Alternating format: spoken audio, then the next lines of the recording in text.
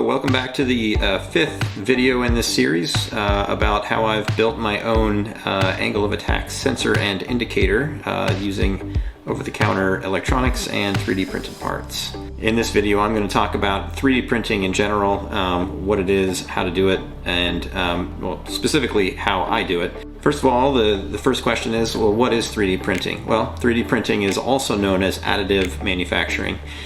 It's similar, I guess you could say it's similar to CNC milling, if you're familiar with that process. Basically, in CNC milling, you start with a block of material of some kind. Usually it's a hunk of aluminum or maybe a piece of wood or something like that. And then you use various bits that will go through and they'll cut parts away from that block.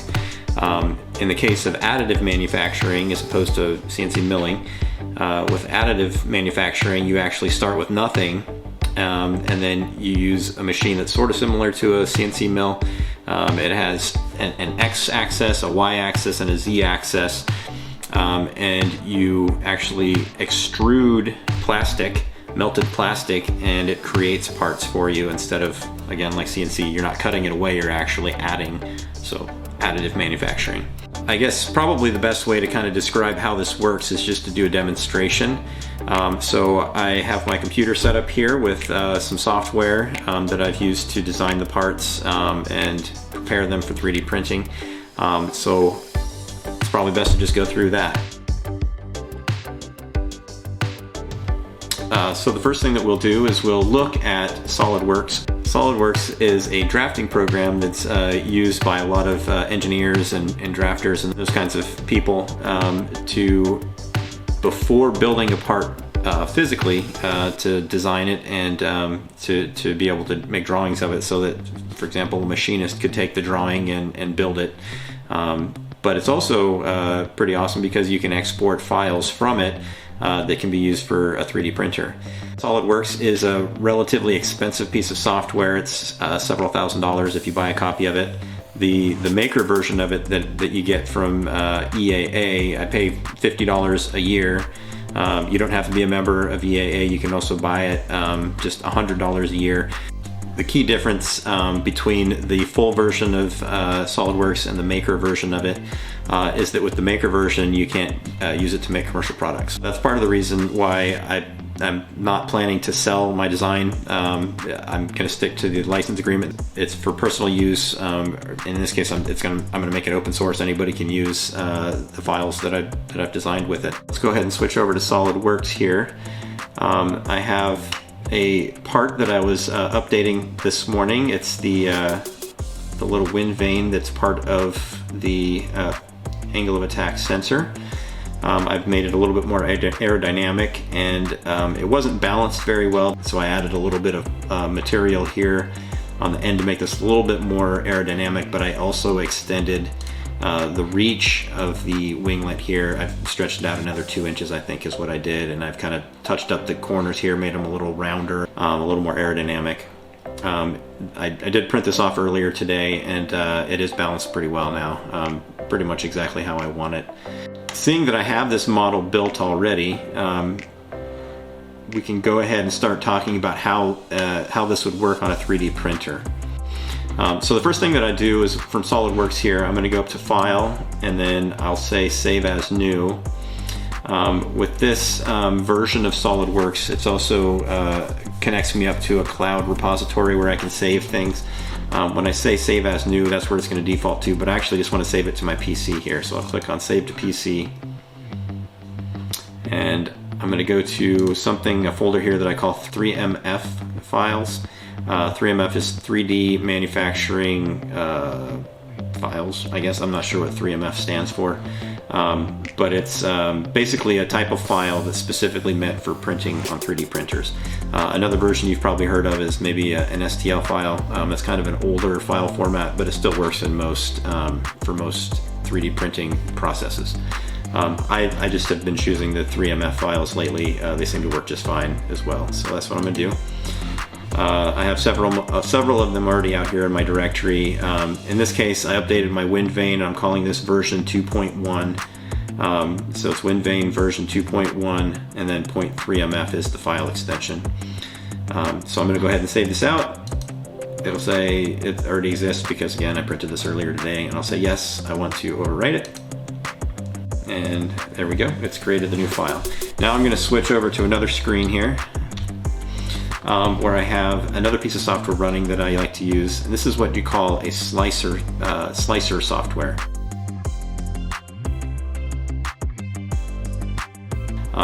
Basically, the way a 3D printer works is that it prints plastic, melted plastic, onto a flat bed, and then it prints another layer on top of that plastic, and then another layer on top of that plastic, and it continues to grow up from the bed. In order to figure out what each of those layers needs to look like, you need to use something called a slicer piece of software. There's several different versions out there. The one that I prefer is one that we use, again, at work often. We have a couple of Ultimaker printers at work. They work really great, but they're a lot more expensive than someone like me would buy for my home use. But their software is compatible with just about every 3D printer out there. So I like to use it. I think it's a great piece of software. So what I'll do first is I'll click on this open button here, and I will find this new wind vane that I just created, the wind vane 2.1.3 MF, and click open. So what this does is it takes the model that I just exported from Solidworks. If I click on it, I can use these arrows to move it around on the screen a little bit. And then if I right click, I can kind of orbit around it. I like to put this kind of in the middle. All right, this isn't really the way that I want to print this, so what I'm going to do is, while I still have it selected, I'm going to click over here on the rotate command, especially this last one where it says select face to align to the build plate. I'll click on that, and then I'm going to use this bottom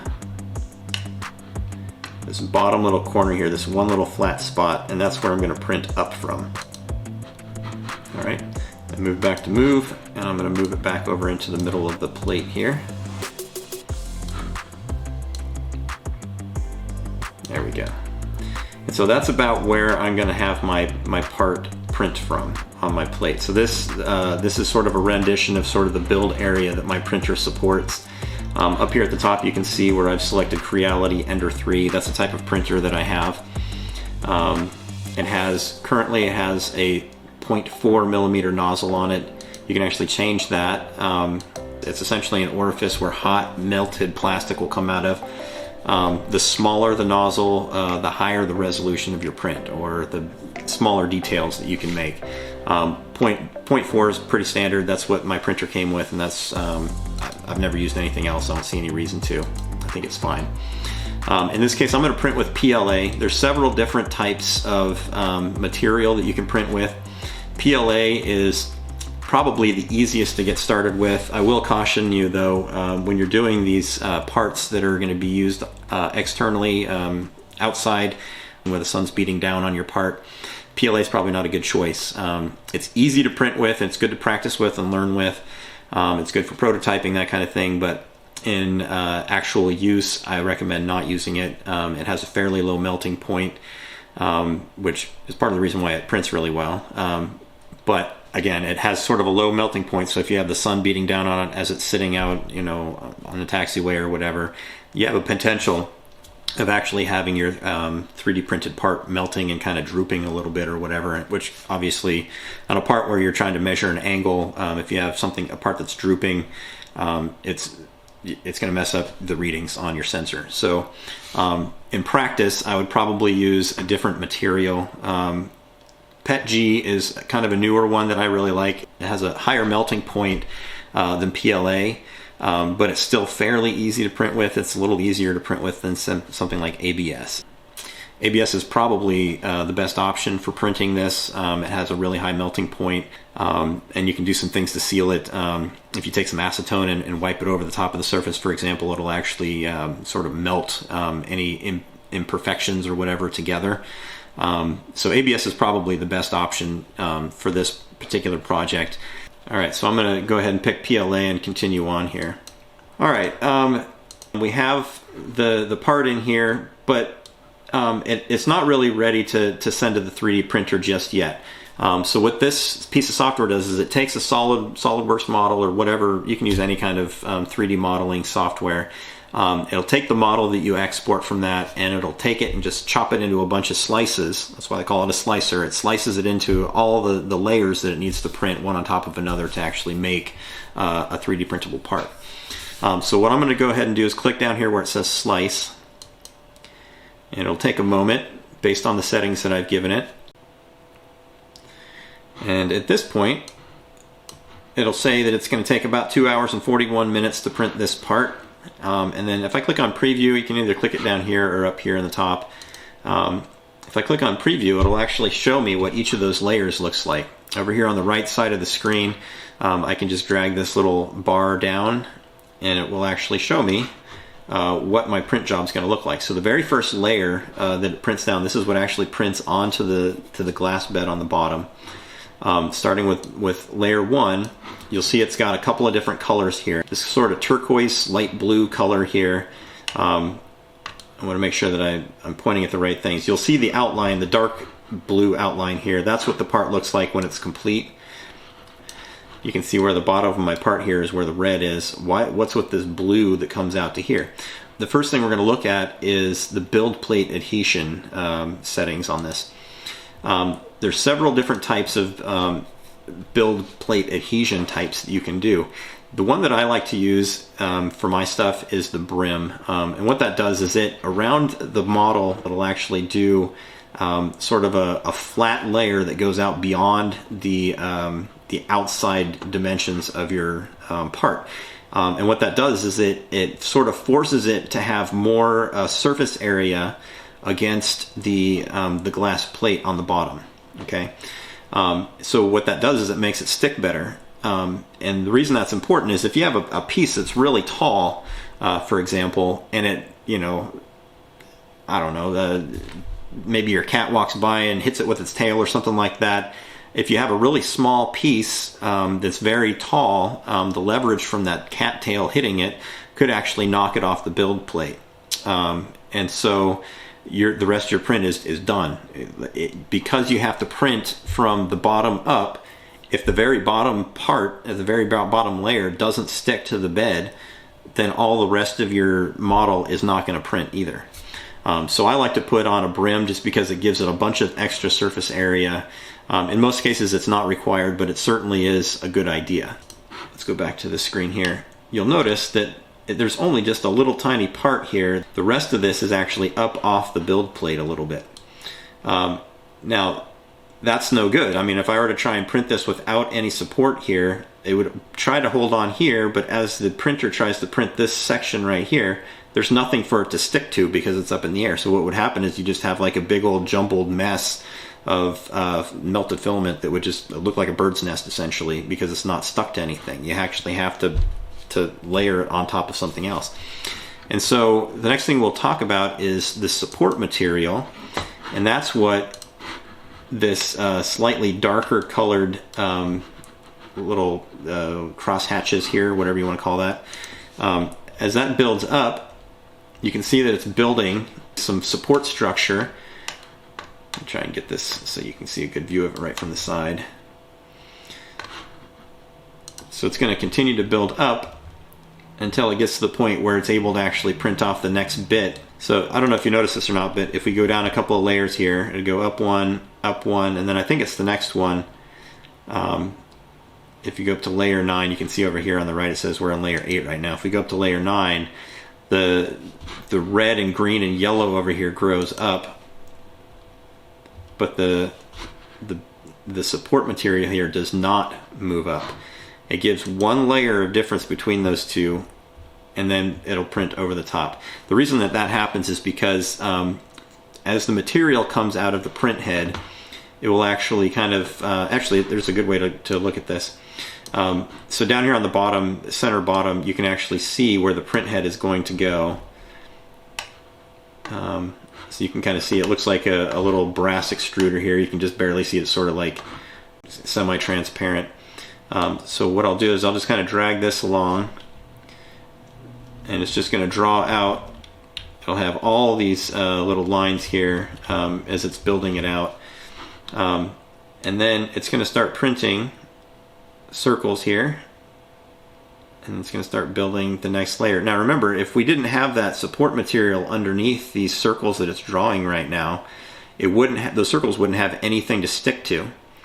And so that material that's underneath it has, again, it has one empty layer between it and the support material. And the reason that it has that open area there is that as the extruder comes along, like say right here, it'll just barely touch the material underneath, but it'll have enough space that it's not squishing it into it. So it's easy to remove this the support material when you're done printing, which is important.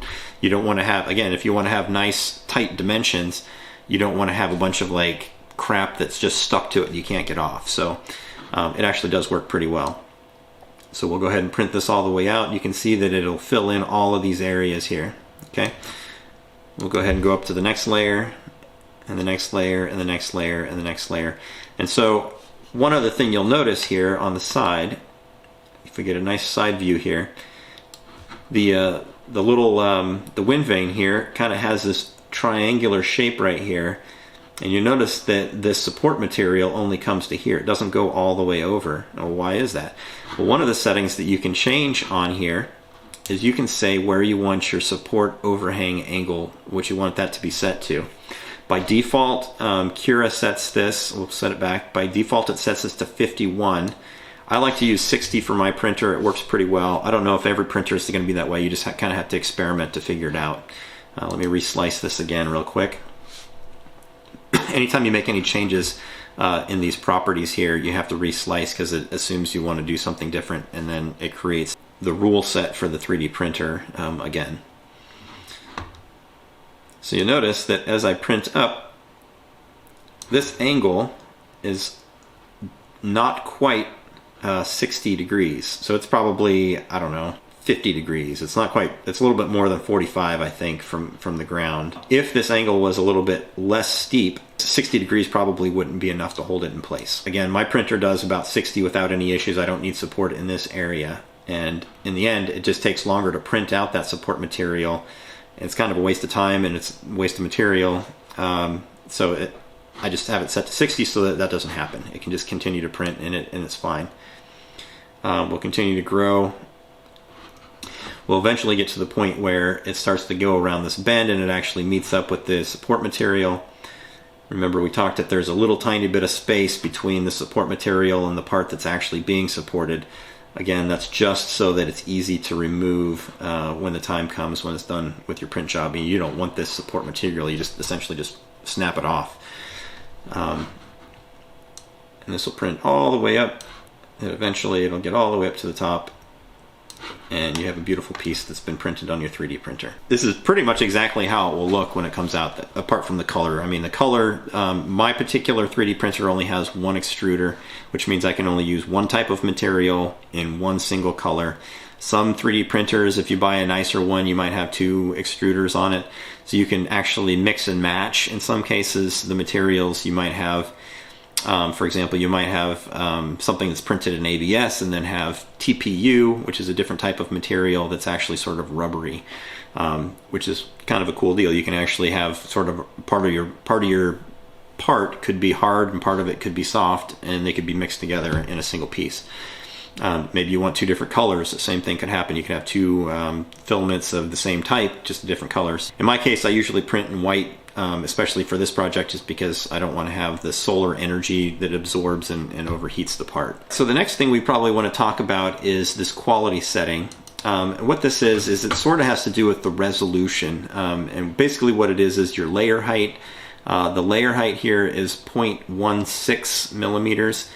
This is kind of, you can choose different settings here. You could say super quality, which is much thinner, which means it's higher resolution, and you can print I don't know, finer detail, I guess, because each of your layers is actually thinner. So instead of having a part here and a part here and a part here, they're actually just slightly higher than the next, so it looks much more rounded or whatever.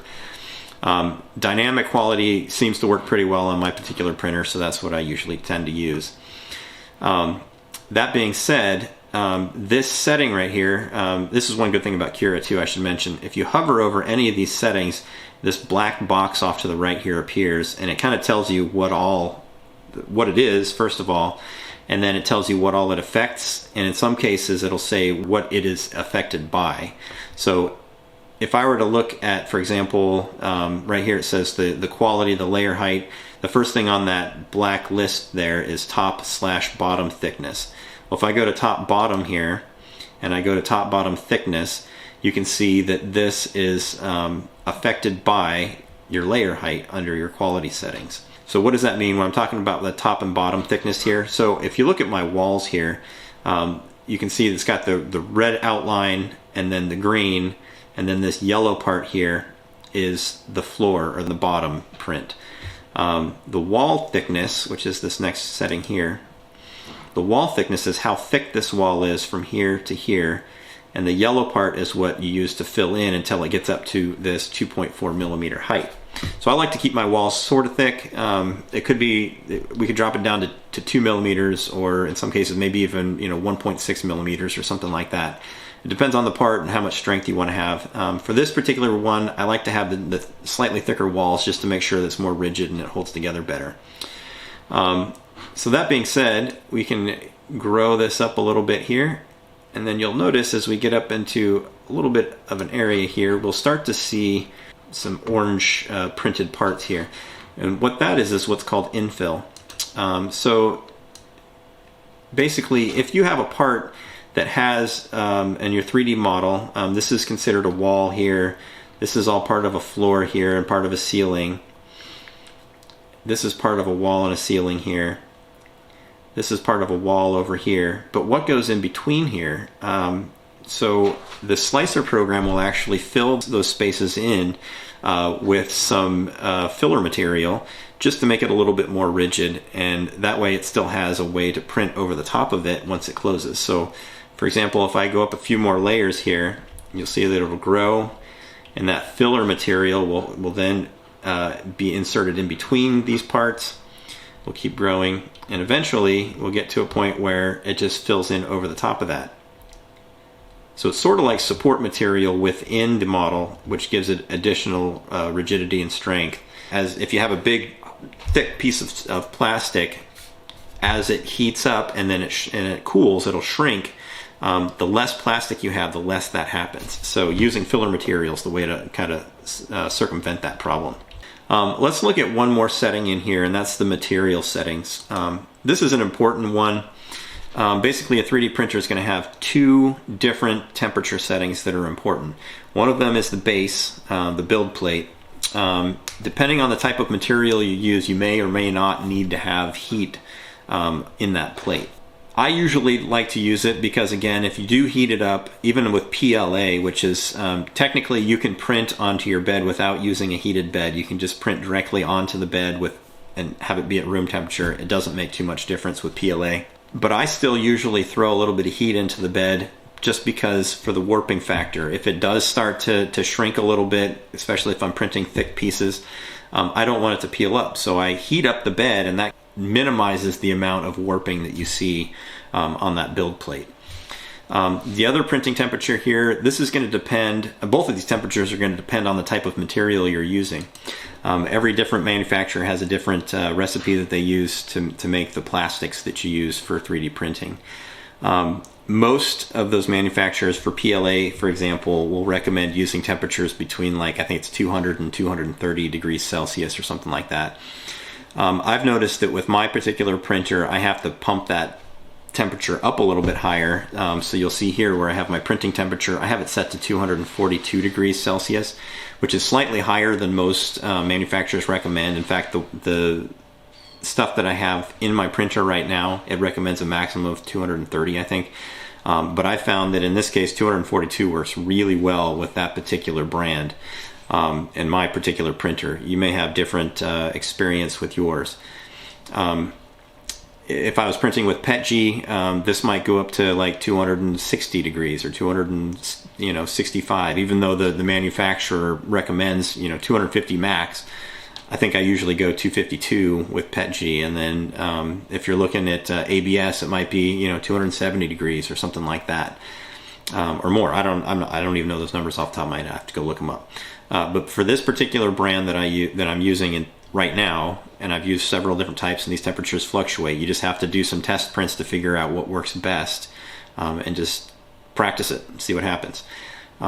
So in this case, I like to do 242 with this brand. For my printing temperature, my build plate, I've noticed that 50 degrees Celsius works pretty well to get minimal warping.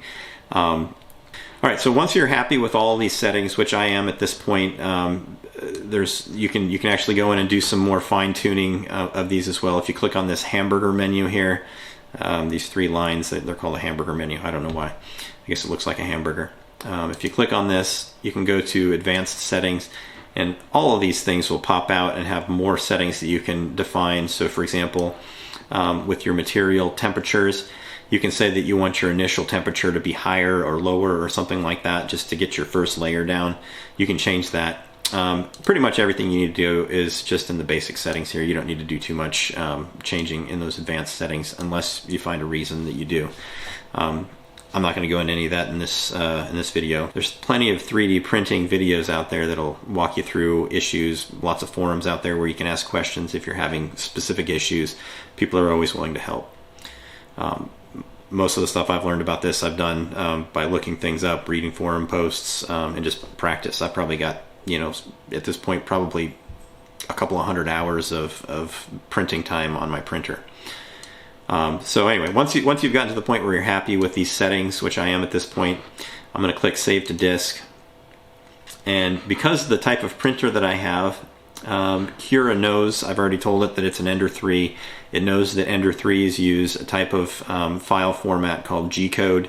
It's pretty standardized.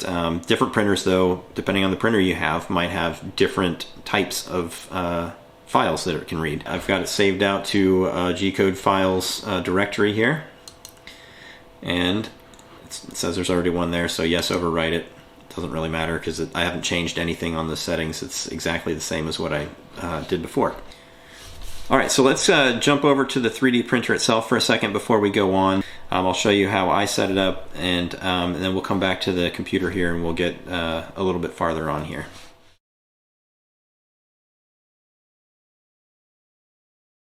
So I'll give you a quick little tour of my 3D printer. This is a Creality Ender 3. It's one of the cheapest consumer 3D printers you can buy, but it's also very upgradable. There's a lot of parts you can buy on Amazon and other places. Mine has several updates on it. The first one that I had to do is the extruder up here. Hopefully you can see this. Should be able to see it. The filament starts at the roll up here and then comes down into the extruder. And then it runs through a gear on one side that's connected to a stepper motor, and that turns to push the filament through into the printer. And on the other side is just a free spinning pulley here. And what had happened is with my original extruder arm here, it had actually broken like right here, so the spring didn't actually push and make a good solid connection between the gear and the pulley. And so it would slip, and obviously that turned into really bad print jobs. So one of the first updates I did to my 3D printer was to replace that plastic piece with this metal one here. It works great now. The next update I did was to replace the base. The original one had a metal plate with sort of a plastic coating over the top. I had printed with some ABS, and I didn't wait for it to cool down before trying to remove the part, and I ended up tearing the plastic off the metal plate. So this is a replacement. I kind of just did a search on Amazon for a replacement, bottom plate, and this is the best one that came up. It's actually made out of glass. The special coating is supposed to make it make the filament stick without really any issues, and then when it cools it's supposed to be able to just pop right off. That is the case when I'm printing with PLA. If I'm printing with PETG or with ABS, that's not the case. It actually does not stick very well to the bed. Earlier today I printed a piece on this using just PLA, and you can still see where the part was. There's not plastic that's stuck to it. This is actually the glue that I used to help it to stick to the bed better. And then once I peeled off the part, this is just sort of the residue of the glue, kind of the parts that I peeled off of it. It's actually glued, kind of a big square here. But you can see where the part was as I peeled it off. The glue kind of got roughed up a little bit.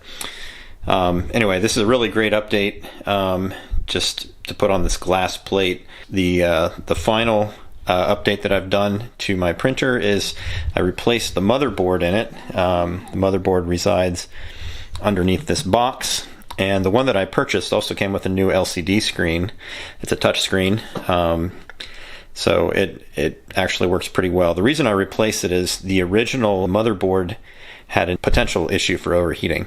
So basically what happens is the extruder tip down here, as that heats up, there's a sensor inside that tells it how hot it's gotten.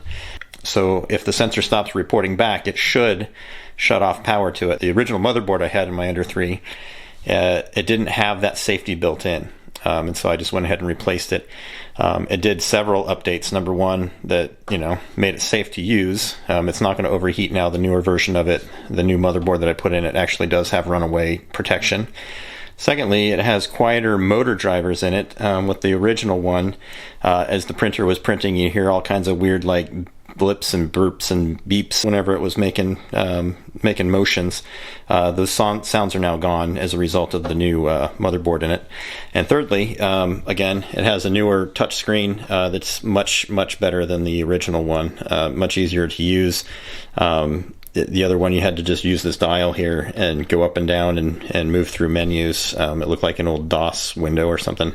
And now the new version has a color TFT screen and it's touch screen, so you can actually go in and just, if you just want to change the heat temperature on it, you can just hit temperature and then adjust it here. There'll be buttons that'll show up on the screen to make that happen.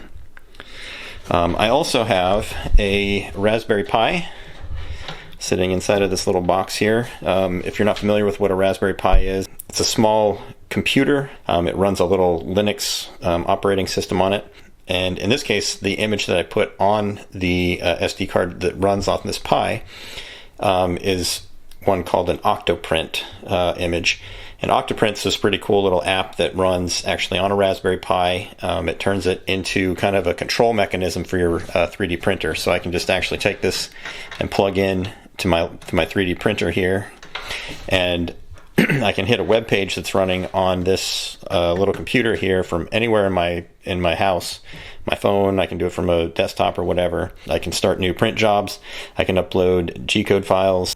Whenever I want to get a status update on how far my print job has gone, I can just go to the web page and I can actually see how far along my job is using this camera. I can take a look and make sure that the part is still adhered to the bed and it hasn't tipped over and it's just dumping a bunch of melted filament all over the place.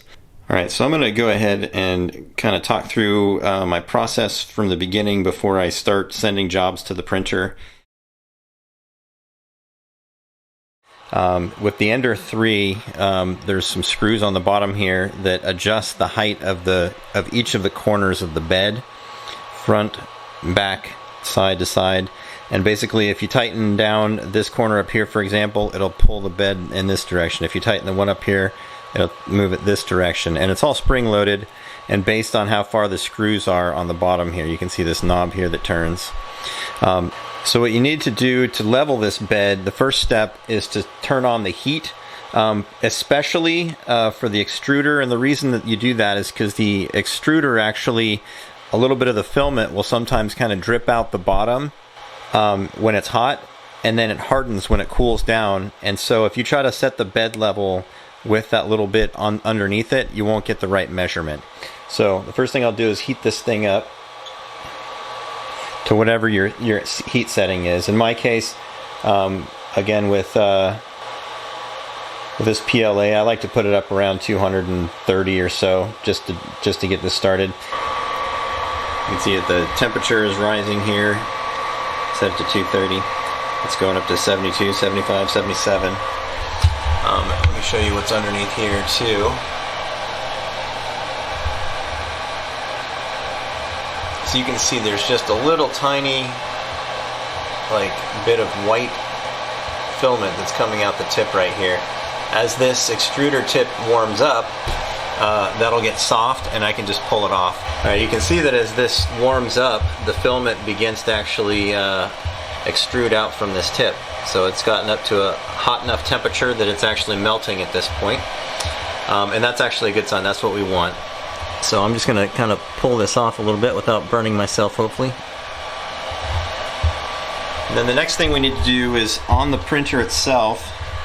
With this new motherboard that I've put on, it actually has a pretty cool little feature. If I go to menu, and then I can go to movement, and then I can go to ABL, not ABL, to leveling. ABL is if you have an automatic bed leveler on it. I don't have that on mine. So in this case, I'm just going to go to the leveling button here, and I can say go to point 1. The printer will start moving to its first position. So what it does first is it goes to what it's called the home position, which is 0x, 0y, and 0z. So it's going to come all the way down to the ground here. But it's not quite going to touch the bed yet. I don't know if you can see this or not, but... Alright. And then it's going to go to position 1, which if you look here on this button that I just pushed, it's on the bottom left is where it is. And if you look at the print bed, it's also sitting at the bottom left point. Now, you should be able to put a piece of paper between the extruder head and the bed, and it should have just a little bit of friction there. So in this case, it's not. It's actually pretty tight. So I'm going to come down to my wheel here, and I'll turn it counterclockwise to loosen it. It's just like righty-tighty, lefty-loosey, until I get it to move just with a little bit of drag here, maybe a little bit more. Okay, now it's not touching at all, so I'll need to tighten it back up a little bit. There we go. Now I'll go over to point 2, which is going to be my bottom right corner, and you'll see that the print head moves up and across. And this one is actually set pretty well. Maybe loosen it just a tiny little turn here. Just a little bit. Yeah, that's pretty good. And then we'll go to point 3, which is the top right.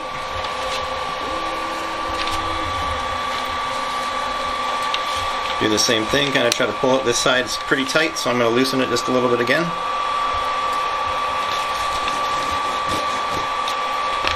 So again, if you're looking at it from the top, there are these wheels underneath. If you're looking at it from the top, it's righty-tighty, lefty-loosey. So if your print head is a little bit too tight against the bottom plate, you want to turn it counterclockwise from looking above. So it'll be like this. If it was too loose and I didn't, like this paper wasn't touching anything, I'd want to tighten that so it'd be clockwise. Alright? So I just need to loosen this tiny bit, a little bit counterclockwise, maybe a quarter turn. That was too much, so let me tighten it back up just a little bit. That's good. And then I'll go to position 4. Make sure my paper's between the print head and the bed.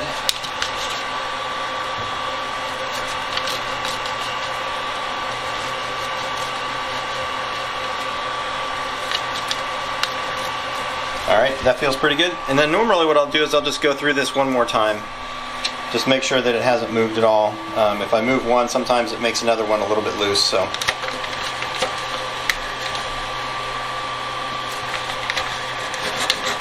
Looks pretty good. Point 2.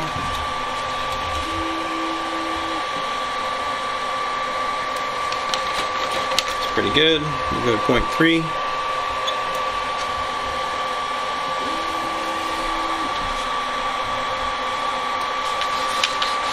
Good. And then point 4.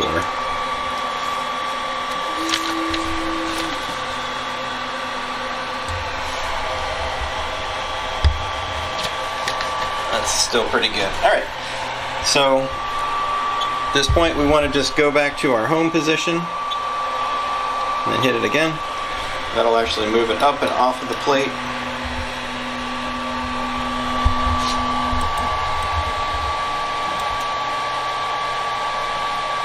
Alright, so when I push that home button, it puts me into the 0-0 position. Now if you have an Ender 3 that doesn't have this new motherboard on it, what you can do is just go to your home position, tell it to go into to move, go to the home position, the 000 location, and then right now the bed is actually locked into place. I can't move it. But what I can do then is just turn it off, and that releases the stepper motors, and now I can just drag this around back and forth, and I can set the height the same way just by dragging it across instead of having the motherboard actually push things around. So what might cause you to have to re-level your bed? Well, when you heat up the bed, it will warp a little tiny bit, move a little tiny bit. So when you're adjusting this, you probably want to set the bed temperature up to 40 degrees or 50 degrees Celsius, something like that, so that the temperature goes all the way through the bed to make sure that it's sitting where it's going to be when you're actually doing a print job. Also, when you pull the glass off to go wash it, you're pulling a little bit on the bed and probably moving it around a little bit, so it's very possible that you might nudge it one way or another. What are some of the characteristics of your print to tell you that it's time to level? An easy one to see is when you're trying to print and nothing really sticks to the bed. It just kind of falls off and is just kind of strewn around on the bed. That means that your gap between your extruder head and the bed is a little too big. And then if you're trying to print and nothing's really coming out, that could mean one of two things. It could mean that your print head, the extruder, is actually all the way down pushing on the bed and there's not enough room for any of the filament to come out. That's one thing that it could be. A second thing could be that your print head extruder is actually clogged with something. So either of those things can cause material to not come out. It could also be that you don't have the temperature up high enough to have actually melted your filament. So depending on what type of filament you have, you may need to make those changes. You'll see that there's still some glue residue here on the printer. If I get in nice and close, you can probably see it. Especially where the part was previously printed, some of the glue is actually peeled off, and that kind of white stuff on the top here, that's just kind of a little bit of glue is peeled off the top and it's not as smooth as it was. It's not, I could actually probably print over the top of this. I can usually get 2 or 3 print jobs in on a single coating of glue, but I'll go ahead and clean that off so you can see how easy it is to get this set up. Alright, so I just pulled the print bed off of the printer here. It's a piece of glass. I usually use hot water because it works a little better as far as cleaning it off, makes it easier to clean. You'll notice when I put this in that it'll turn purple where the glue is, and I'll know where to wipe to get the glue off.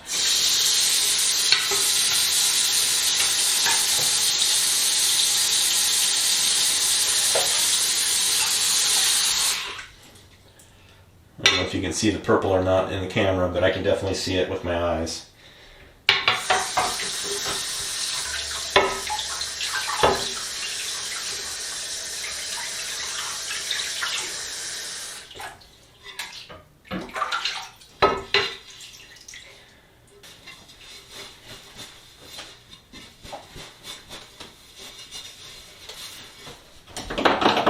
Alright, so that's pretty dry.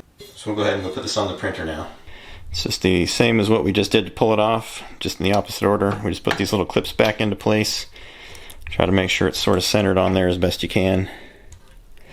I very rarely print anything right up against the edge anyway. It makes a lot more sense to actually print right in the middle of your glass. Next, what I want to do is apply a little bit of glue to my bed. I like to use this Elmer's purple glue. I'll usually put out just a little bit here on the end. Just a little bit sticks out.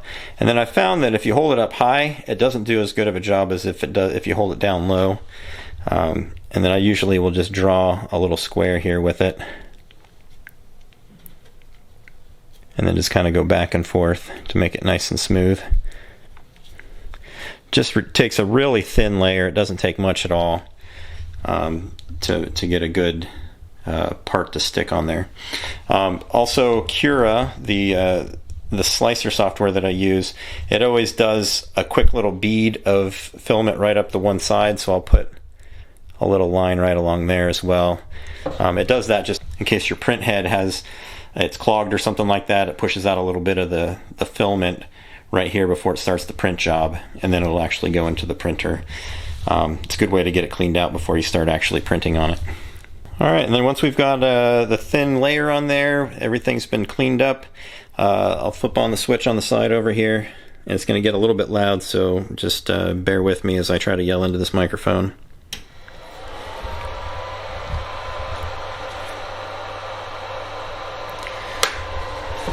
See that the printer's coming up. Hopefully anyway. It says it's ready now. You got a fan here over the motherboard that's making most of that noise. There's also one up here on the print head that's making some noise as well.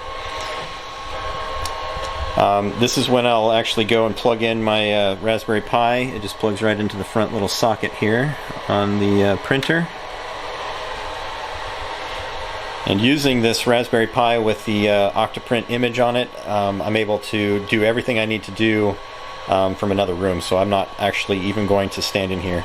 The other option, of course, is that you can actually put G-code files onto an SD card like this one, and it just slides into the side of the screen here.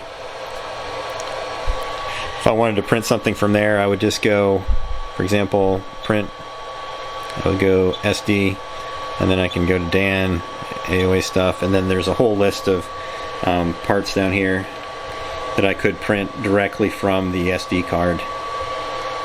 But I'm not going to do that. I'll do it through the Octoprint. Another option on this particular motherboard that I've installed is there's actually a USB port on the side of it as well. You can plug in a thumb drive and use it from there as well.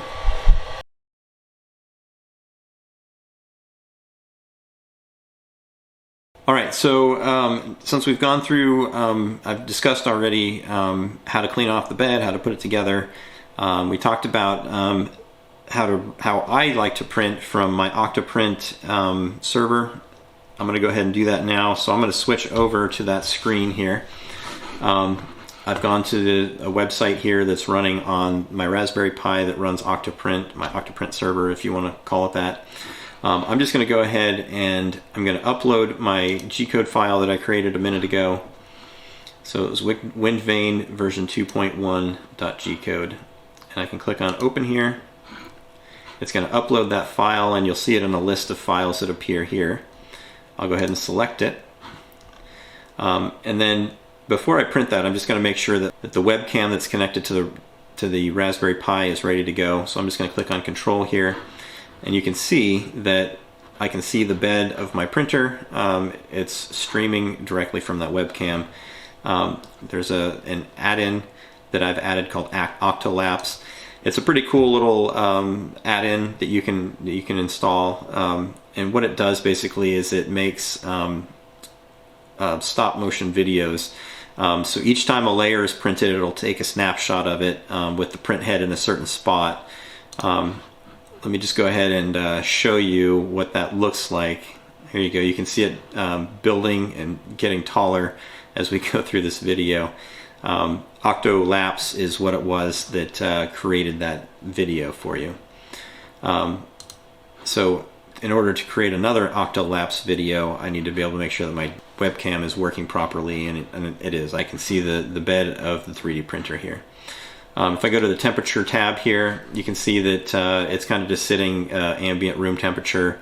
There's different settings here, like the actual temperature of the bed, for example, is 19 degrees Celsius. The actual temperature of the extruder is 19.1, and that'll fluctuate up and down a little bit. And then the target, right now it's turned off, so you can see, if you look really close, a dark blue line down here at the very bottom. And there's a red line that's being overwritten by the dark blue line down here. If I go to print this this WindVane, I've got the file selected again. I click down here to select it, and it's going to pop up here. If I go to click on print,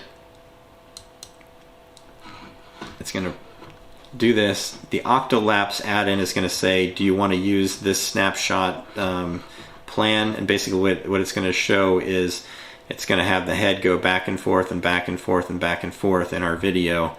I'll hit play here and you kind of see what it looks like. It's just going to kind of look like that, even though the print head is actually moving all over the place. It's going to take a snapshot each time it reaches one of these points on its way to the next layer.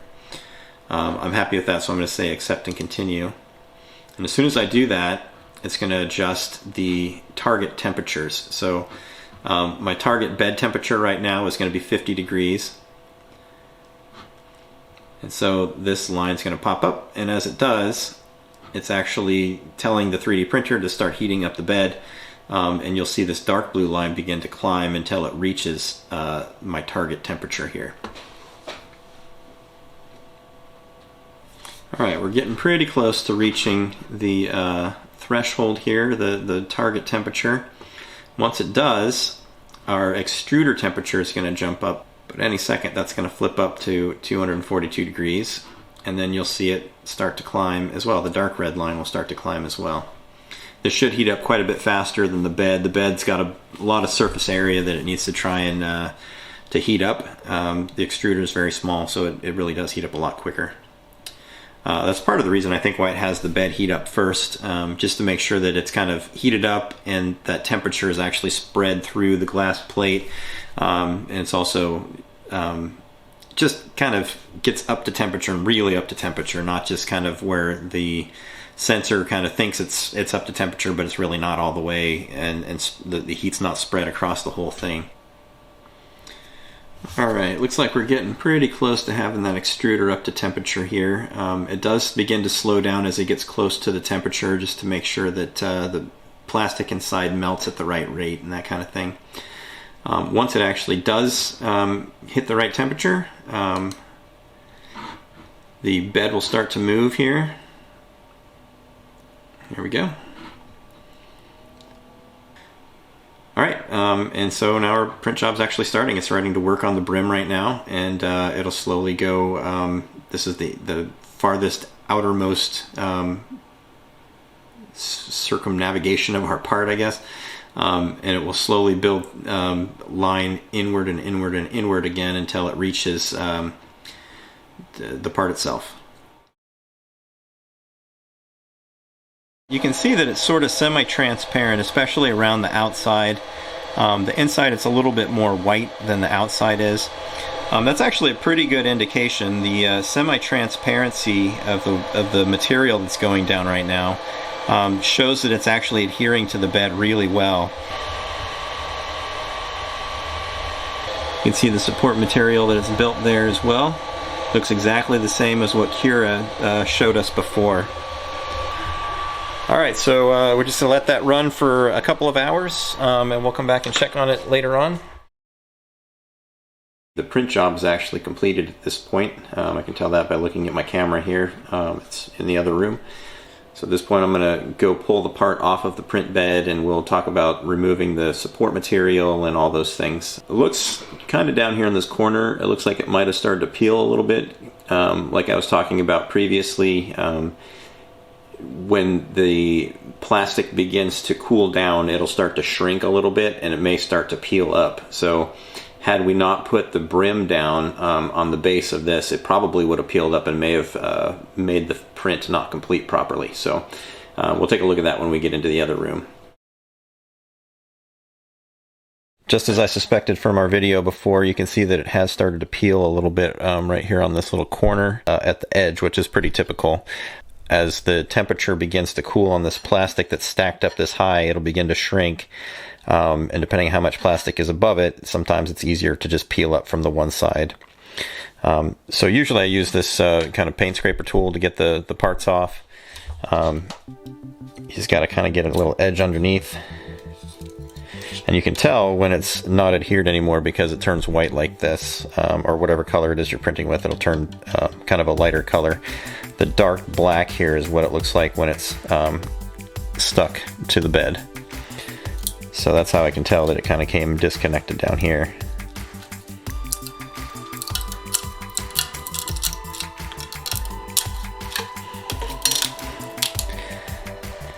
You can kind of see where it's been this little zigzag line here. That's the part that actually breaks off easily from the part that it's supporting. Again, this is PLA. If I had printed this with no glue on it, I think this probably would have popped off a bit easier. Other materials, there we go. So other materials like ABS or PETG, they do require the glue to hold on. With the PLA, you can actually just print directly onto the bed. You can kind of see the material that's still attached to it where the brim was. We can just kind of peel that off right around the edge. You can sort of see some cross-hatching material here. That is actually just some support material that we printed to lift this up off the bed slightly and be able to give support to the parts that were up above it.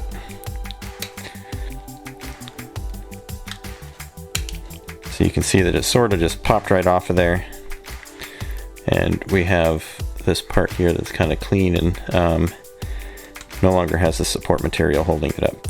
Same thing is going to happen here for this little circular piece with the cross hatching underneath. I'll try and get my fingernail underneath there and kind of peel it off. As you can see, it breaks off fairly easily. You got to be careful with this tool. I use this often, and occasionally it'll slip and stab me. It's pretty sharp, so be careful when you're doing this kind of stuff. There we go. And you can see where it breaks off fairly easily. The filament, when you buy it, you purchase it at a certain diameter, and the 3D printer is metered to push out a certain, to push the material through at a certain speed based on the diameter of the filament. It's not always perfect. Like every one of them has some kind of a tolerance that it will be anywhere plus or minus, 0.02 of an inch or something like that.